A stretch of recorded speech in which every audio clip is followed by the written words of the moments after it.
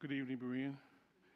It's good to be with you on this, our Lord's Day, as we gather again to spend time in God's Word. As normal, we'll begin the evening service with a review of the morning's message, and then we have a special treat this evening. Elder Marlon McCurdy will be continuing his doctrinal study on salvation, its nature, and its eternal consequences. So this morning we focused on the second half of the story of the Philippian demoniac. Last week we saw Paul dispossess a woman of a demon who was enabling her to tell fortunes. And she was a slave, and her masters were earning a tremendous amount of money from her prophecies, for foretelling. So this morning we picked it up there. I began the morning's message by talking about the way in which people respond to our salvation. When we get saved, I contrasted how heaven responds with how mankind responds.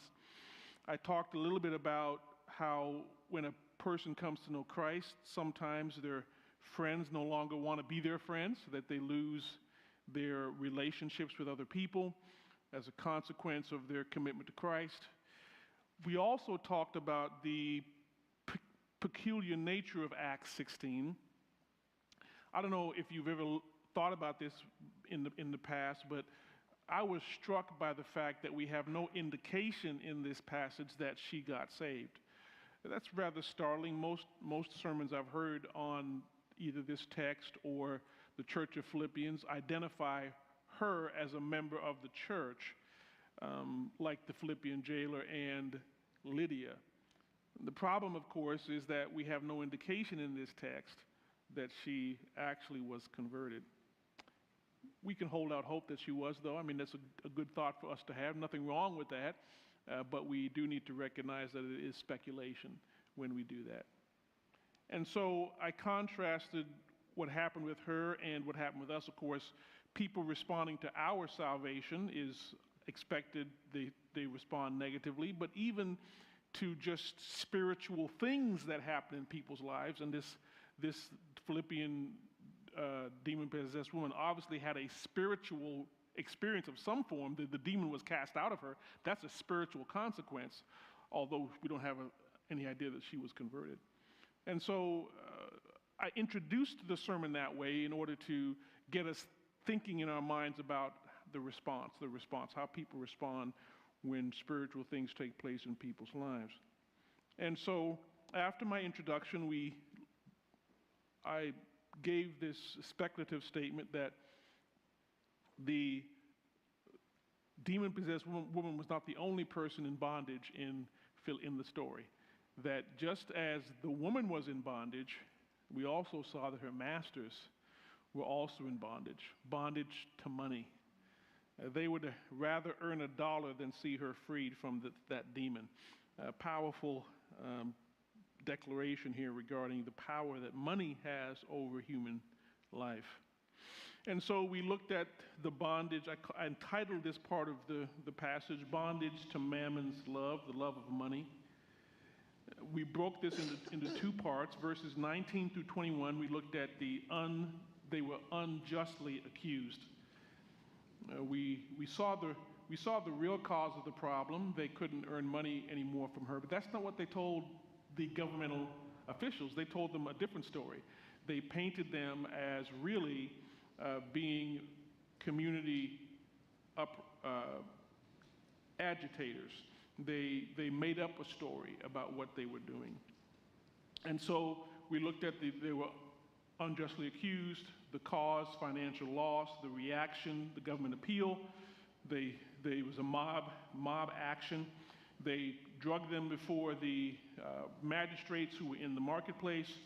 They labeled them as Jewish agitators. They labeled them as Jewish solicitors, soliciting Romans to abandon their Roman beliefs and embrace Christianity.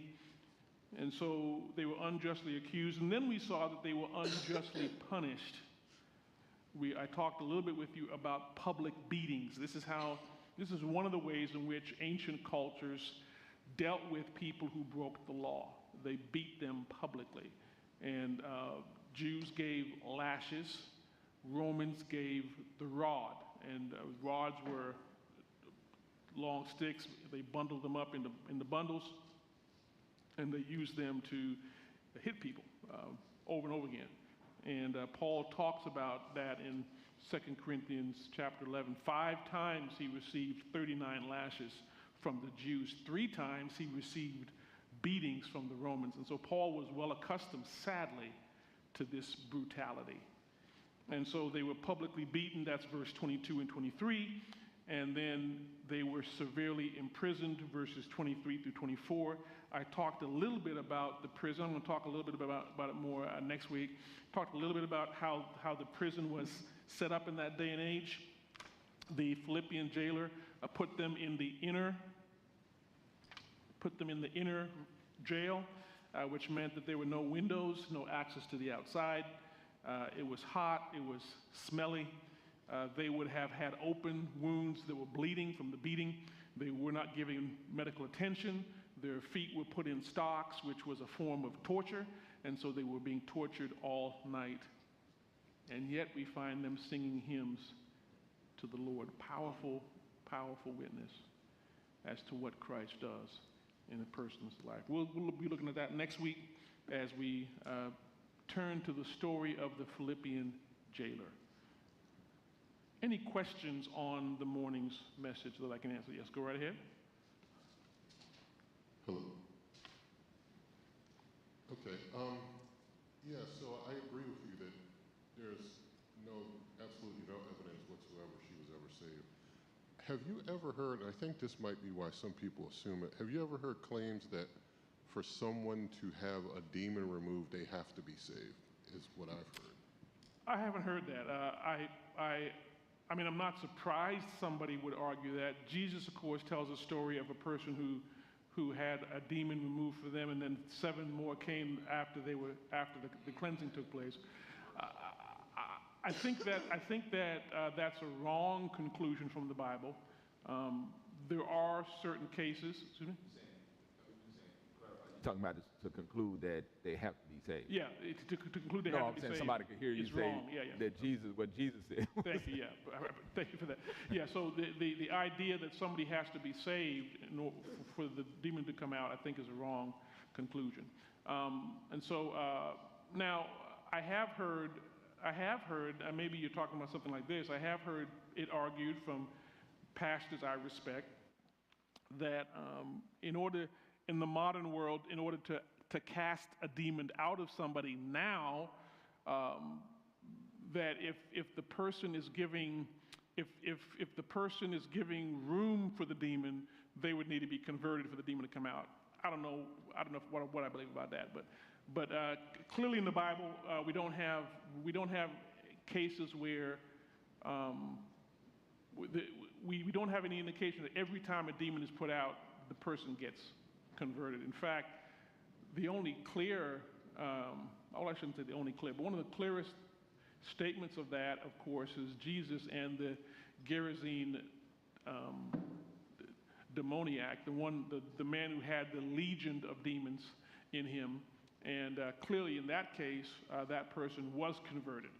But we have cases in Mark's gospel earlier than that. I think the Gerasene demoniac is in chapter 5 or around there. But we have cases earlier than that where demons have been brought out of somebody and we have no indication in the text that they were converted. So yeah, I would agree with you on that one, that it's probably safest not to argue that has to happen, because we don't see that in every case in the Bible. Go ahead and follow up on that. Yeah. Uh-huh. Yeah, we agree on that. And I guess to claim that someone would have to in some way accept Christ or something to have a demon removed today would be inconsistent with what we have in Scripture. Yeah, I don't see that. Yeah. Huh? Go ahead. So, Pastor, there's been many ministries built on deliverance. Yes. Style ministry. Deliverance ministries. I had a long conversation with one of the members after the last message. Yeah. Yeah, finding demons under every yes. rock and dolls and things of that nature. In respect to the scripture that you preached on this morning, where does Mark 16:17 as a sign of a believer being able to cast out a demon fit into that? Should we expect as believers that you have the authority to do that? Was this a one-time, one-off situation that, or, did it die when the last prophet died, the last apostle died, or what's your position? So you're talking about Mark 16. These signs should follow them that believe in my name, they should cast out demons. Yeah. So this is not a cop out. So please don't think of it this way. So when I preached through the Gospel of Mark, those of you who were here might remember this. I argued that the lion's share of the last chapter of Mark is not canonical. So the best manuscripts we have do not have that portion of Mark in them. And so I would encourage you to listen to the last sermon I preached on the Gospel of Mark. They'll kind of give you more information, more background on why we concluded that.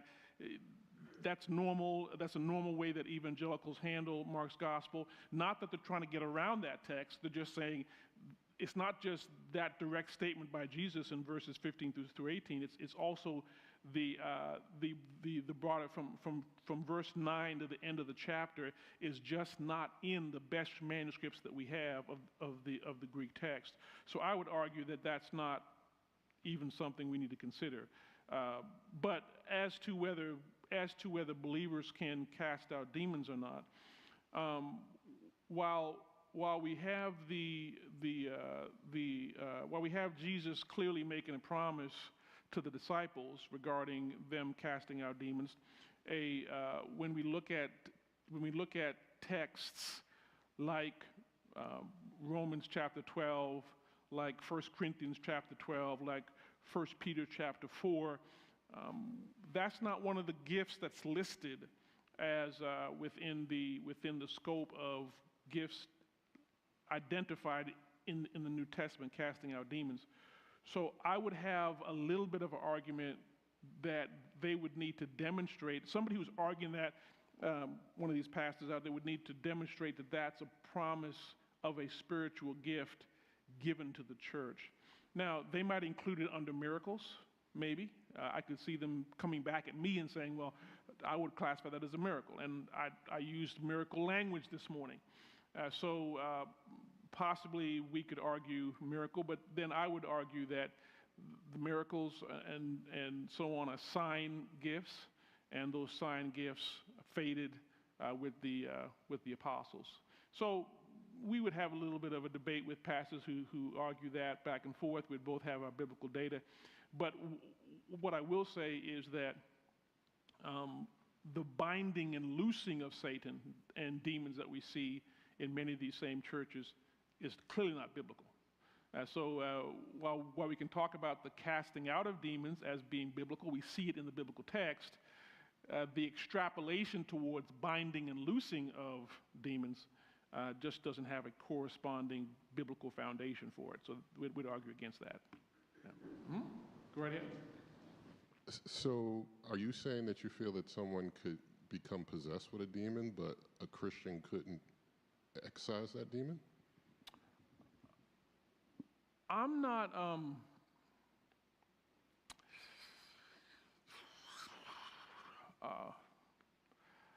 I'm not a big casting out demons guy, I'll be honest.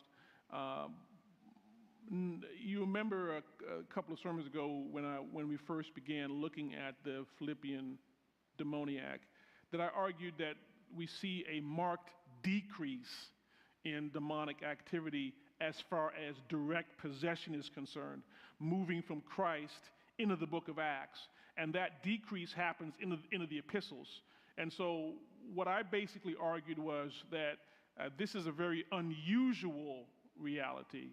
And it was already becoming unusual in the New Testament era. And so I'd be surprised to see it. Again, I know pastors that I respect I know one guy, I don't know many pastors who've seen a demon, an actual active possession. I know of one pastor who has seen one case in his 50 years of ministry. That's not to say that it can't happen just because we haven't seen it. That's anecdotal evidence. But I would argue that there is a marked decrease for a reason, and that type of demonic activity decreases from Christ to the apostles to the church age. Yes, go right ahead.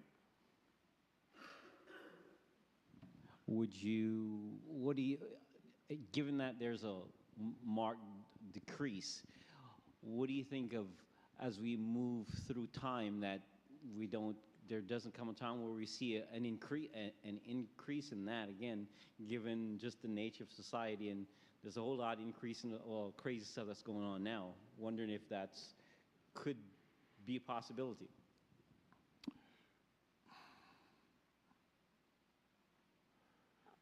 So, when we look at the New Testament and we investigate the New Testament's description of end-time realities, and I'm not talking about Revelation per se. Let's kind of leave Revelation out.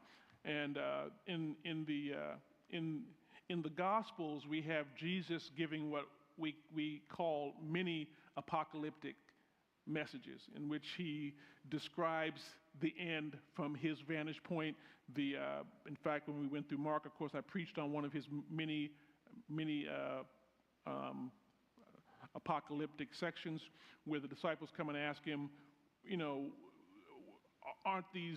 isn't this a wonderful temple? Isn't this beautiful? And Christ says, hey, it's coming down. And then he begins to go into his apocalyptic message about the future and what's going to happen.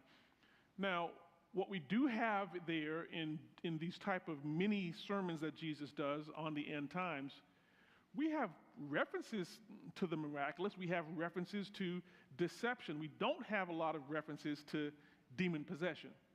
And also when you think about Paul in his epistles, Paul talks about the end times as well, what the end times will be marked by. He does not bring up a lot about demon possession. Most of the time what we find out is that there's going to be false miracles, deceptive miracles. We talked about this when we went through 2 Thessalonians in the evening, and chapter 2, which is one of the most extensive discussions on the Antichrist in the Bible. And so we talked a little bit about the end times, and Paul is very clear in 2 Thessalonians 2. There are going to be miracles that come from the Antichrist and his circle of influence. So that's more of what the Bible emphasizes. The Bible doesn't do a lot of emphasis on demons and their active possession of people. Now, demons are active. As I said in my first message in this section, demons are active in the world. They're active behind influencing people, influencing governments. Daniel makes that clear. But we shouldn't get too enamored with demonic activity. I think many people in the church have used Scripture's lack of a lot of data on this to run wild with their speculation on what happens, particularly in some religious circles. So no, could demonic activity increase? Well, it's active right now. I mean, it's rolling right now. What you're talking about is demon possession, which is only one facet of what demons do. I would just say don't encourage it. Don't limit it to that one thing. Demons are rolling right now. It's clear. I mean, what's going on in the world is because of the influence of the wicked one. The world lies in his power. I mean, he's the God. The Bible calls him the God of this world. They're rolling now. They're doing a lot of stuff. We shouldn't limit it to possession. Yeah. Uh-huh. When the people went to the chief magistrates to try to turn them against Paul and them, it was just interesting how, I'm just thinking about even today how people do, where I want my enemies to be your enemies, so I'm going to come to you and speak in such a way that it's like they're against you too. And I see how they played on that Roman citizenship when they said, you know, they want us, you know, to accept something, you know, that basically goes against us. And so the people they're talking to, chief magistrates, obviously, they're going to take that personal too because they're teaching something that's against you guys too. And it's just, you know, when I saw that, just how interesting, you know, you even see that played out People today. do that. Yeah, you're right. Yeah, right. People do that. And what's fascinating about this story, I kind of highlighted it a little bit this morning, is when they find out that Paul and Silas were Romans, I mean, they begin to freak out because they're really messed up as far as that's concerned. And so, yeah, you know, people play off of fears, and they want you to side with them, and they'll manipulate what you do all the time. You know, they'll come up with stories why you did what you did. Well, I didn't do it for that reason. But they're trying to get them to side with them against you. Yeah. Good point. Excellent point. Yes. Another question, speculation here though. Okay. You mentioned earlier that between Jesus and the apostle, there seemed to be a decrease in demon possession activities. The speculation is, I'm wondering what your thoughts are on this. Do you think that the reason why we saw so much demon possession during Jesus' time here on earth was maybe Satan knew of his nature, and therefore they were kind of more active? Satan knew exactly who he was. Yeah, I mean, Satan knew exactly. I mean, when you come across the demons in the Gospels, they know exactly who Jesus is. They have no question about it. They're very confident in his nature, and so was the increase in activity due to them knowing that he was here and doing what he was doing? I would say, yeah, I don't have any problems with arguing that. Yeah, absolutely, that his Jesus' presence on earth gave them access to him that they didn't have in heaven. When he was in heaven, they didn't have access to him. But here on earth, they had plenty of access to him. And so, yeah, I got no problem with that. Yeah. Any other questions on the morning's message or ancillary to it? During this time, when they would put people in prison, it wasn't to serve a sentence. Yes. And so there's either you're going to be either you're going to be killed or so one of two things. Now, I did mention that they didn't receive a trial. Now, somebody could argue, well, they were being put in prison to keep them there for the trial, but they don't come back with a trial. What I personally, this is speculation, what I personally think was going on is that this was a way to quell the crowd. The mob was, the crowd was out of control. I mean, they were looking for blood. And so they incarcerate them with the implication that there's more coming. And part of the reason why I argue that is because they secretly try to take him out of prison. So they want them to go without any type of fanfare. Okay, come out, leave town, and we'll just call it even. So, yeah, if the Romans put you in prison, you were either staying there to your trial, and you were aware of that, which Luke apparently was not aware of that. So I would assume the trial wasn't the issue, or you were put in jail because they were holding you until they could kill you. Because they had to get whatever method they were going to use, they had to get it set up.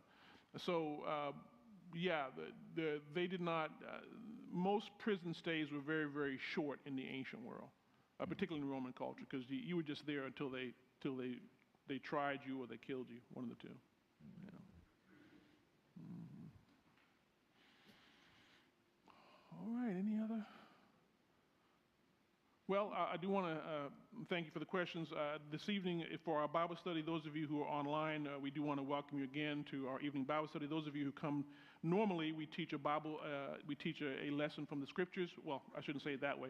We're teaching through a book of the Bible in the evening, but we finished First, Second Thessalonians a couple weeks ago, and so one of our elders, Marlon McCurdy, is taking us through a doctrinal study of salvation. It was very good the first time. If you missed it, then we invite you to listen to get our church app. You can listen to the first of the series, which was tremendous.